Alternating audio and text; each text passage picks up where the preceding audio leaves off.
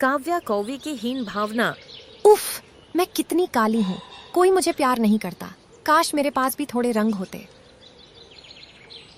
तभी वहां से सफेदी नाम की एक बर्फ जैसी सफेद बगुली उड़ती हुई गुजरती है।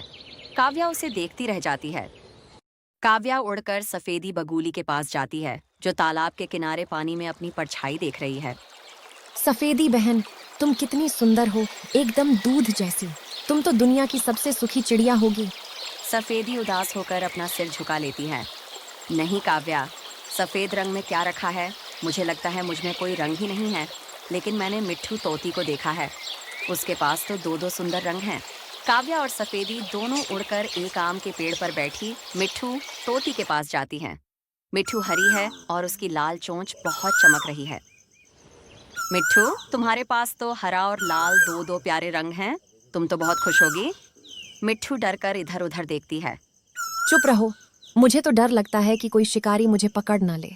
मेरे ये रंग मुझे छुपाने में मदद नहीं करते। लेकिन मैंने सुना है कि जंगल के दूसरे छोर पर एक बहुत ही रंग बिरंगी जादुई चिड़िया सतरंगी रहती है।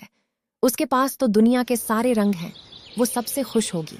तीनों चिड़ियाओं, काव्या, सफेदी, मिट्ठू, उड़कर जंगल के दूसरे छोर पर जाती हैं। वहां एक बहुत ही सुंदर फूलों से ढके पेड़ पर सतरंगी नाम की चिड़िया बैठी है। उसके पंखों में लाल, नीला, पीला, हरा, बैंगनी सारे रंग हैं। वह बहुत ही आकर्षक लग रही है। काव्या, सतरंगी बहन, तुम तो परी जैसी हो। तुम्हारे पास तो दुनिया के हर रंग हैं। तुम्हें तो कोई दुख ही नहीं होगा। सतरंगी चिड़िया धीरे से मुस्कुराती है, पर उसकी मुस्कान में उदासी है। तुम सच कह रही हो काव्या, मेरे पास बहुत रंग है। लेकिन क्या तुम्हें पता है, इन रंगों की वजह से मैं कभी चैन से सो नहीं पाती। हर कोई मुझे पकड़ना चाहता है, कोई पिंजरे में रखना चाहता है, कोई मेरे पंख चुराना चाहता है। मैं कभी आजाद महसूस नहीं करती।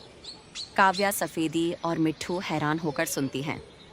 काव्या, तुम सबसे खुश हो। तुम काली हो, इसलिए कोई तुम्हें पकड़ने नहीं आता। तुम जहाँ चाहो आज़ादी से उड़ सकती हो। काव्या, सफेदी और मिट्ठू को अब अपनी कीमत समझ आ गई है। वे खुशी खुशी सतरंगी चिड़िया को अलविदा कहती हैं और वापस अपने घर की ओर उड़ जाती हैं।